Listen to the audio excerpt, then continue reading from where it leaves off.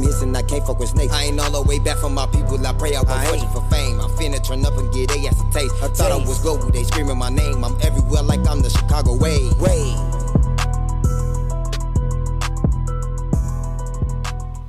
Alright. When it comes down to today's era of female rappers, women have already been told for the most part that to rap about sex is to get in the industry.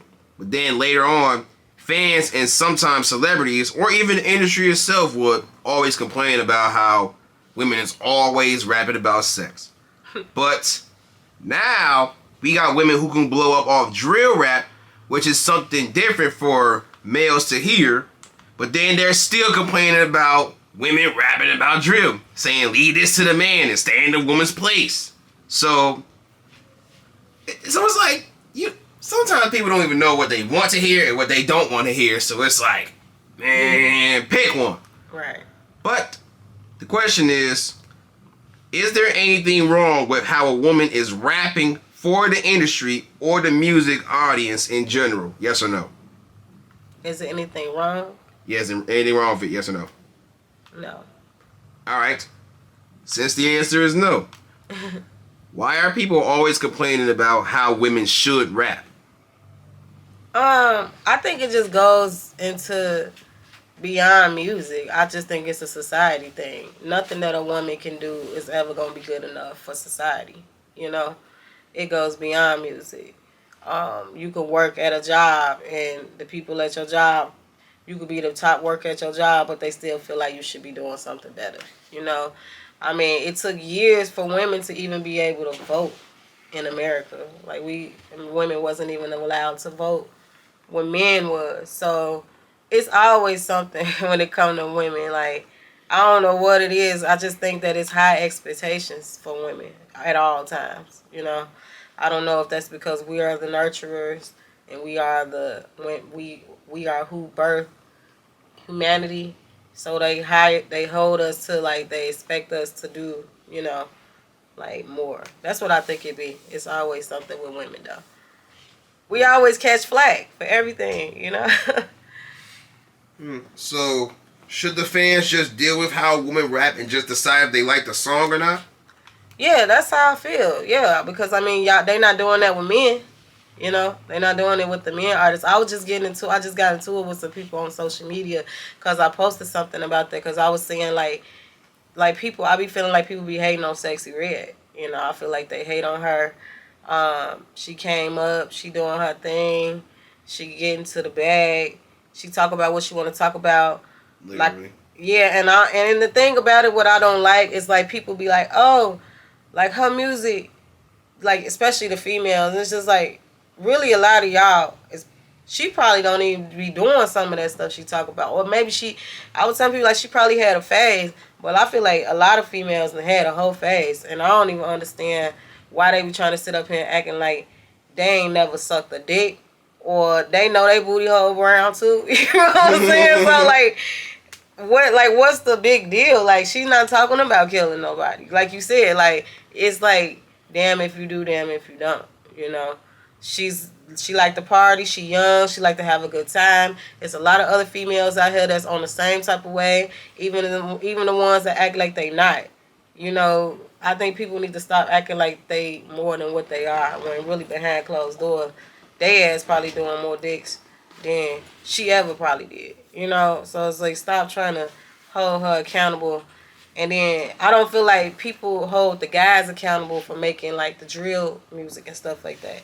Like murder music, like serial killer music. Like, this is what's out. Y'all don't have nothing to say. Y'all tuck tail about what they talk about. They talk about killing people and they say other loved ones' names in their music, you know? Nobody never really say that much about that. But they turn around and be like, oh man, ban Sexyy Red or ban these hoes, and man, what? Like, I don't get it. Like, we gotta have the same energy or just shut up. That's how I look at it. As you should. And I understand and can agree with a lot of parts in your statement. Alright.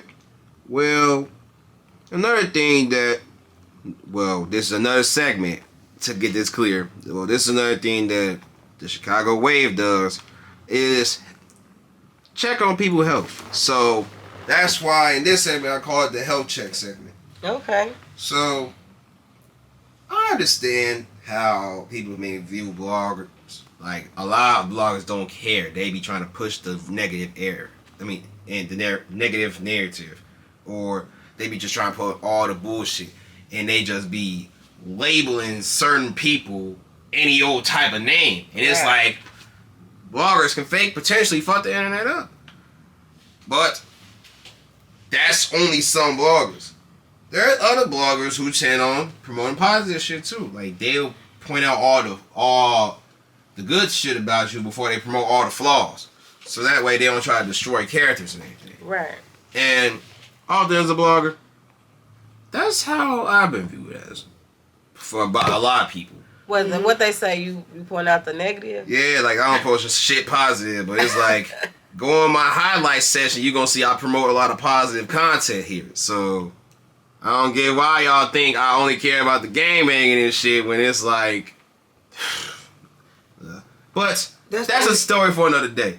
That's the only part they pay attention to. You know, people, you can never make people happy. Yes, but that's not the whole point of it. The point of me bringing that is, we in the Chicago area, we understand rappers are also humans. Right. We understand that they live a life like how we live a life. It's just they just do something musically so talented and giftedly, we don't pay attention to that often. Right. They might be going through whatever and we just don't know. So, with that being said, where are you at mentally right now, Miss Dior? Mentally, I'm at a place where I want to be the best that I can be.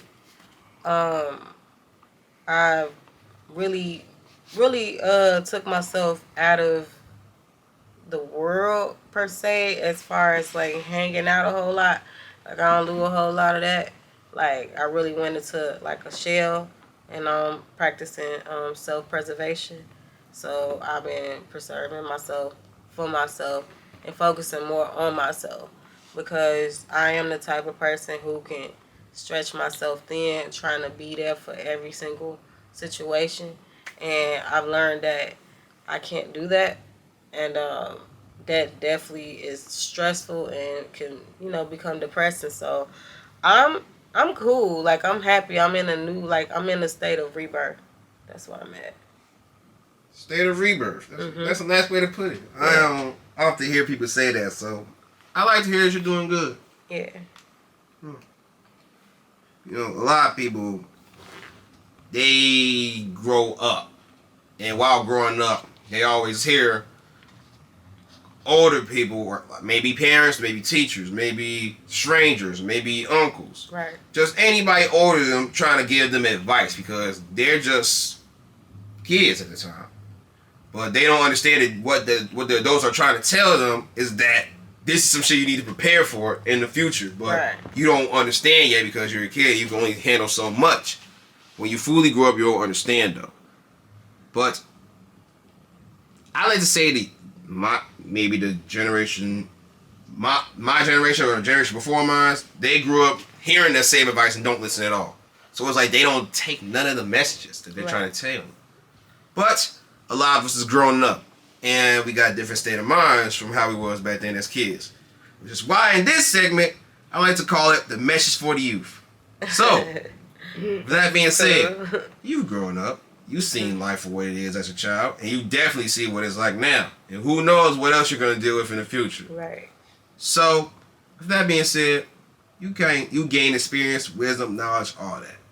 So, for the next generation below you, coming up, growing up, trying to see what it is in this game we call life, what's your message for the youth? My message for the youth is be yourself.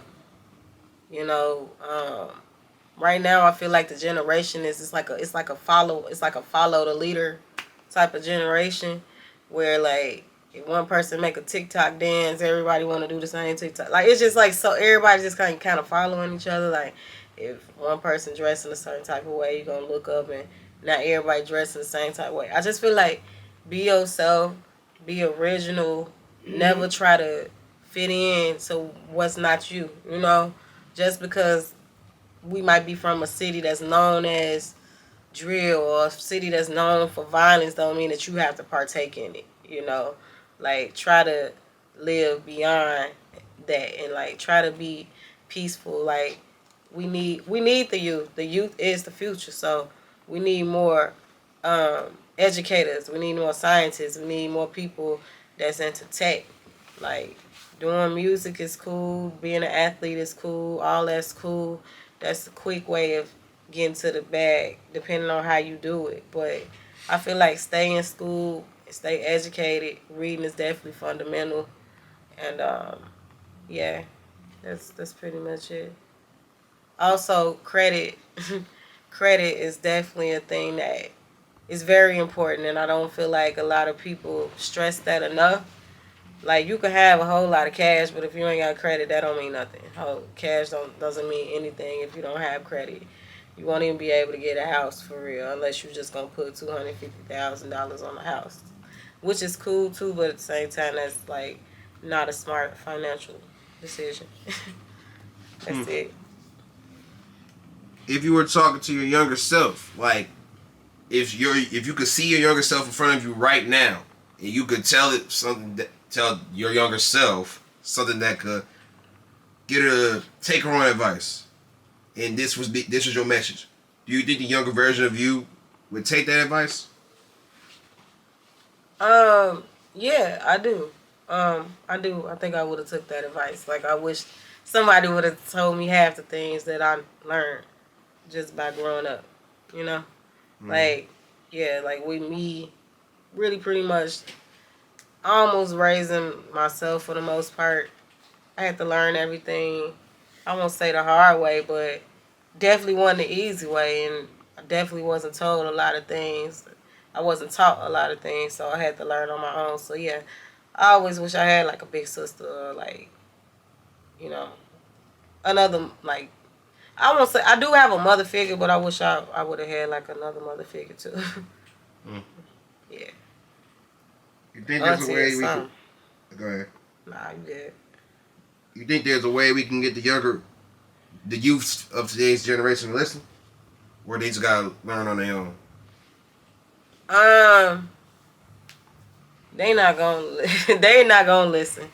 They have to learn on their own. But I feel like that's really the best way to learn is to learn on your own because, like you said, you could tell somebody something all you want to tell them, but like you said, if they can't relate to it, if they young, they don't understand what you're saying, they be like, oh, okay. Well, they be ready to get back in their phone, ready to get back in those group message texts or, whatever, like go play the game, like whatever else that they want to do, go roll up. Whatever they want to do, they going to just go do that. They not really going to be paying attention to what you're saying. Like, really, it's like you saying it's going in one ear and it's coming out the other until they have to learn. That's why most people say to grow old is to grow wise. That's why gray hairs and stuff start to show in certain people. Those people are wise. Yeah. All right. For this next segment, I call it to give credit where it's due. And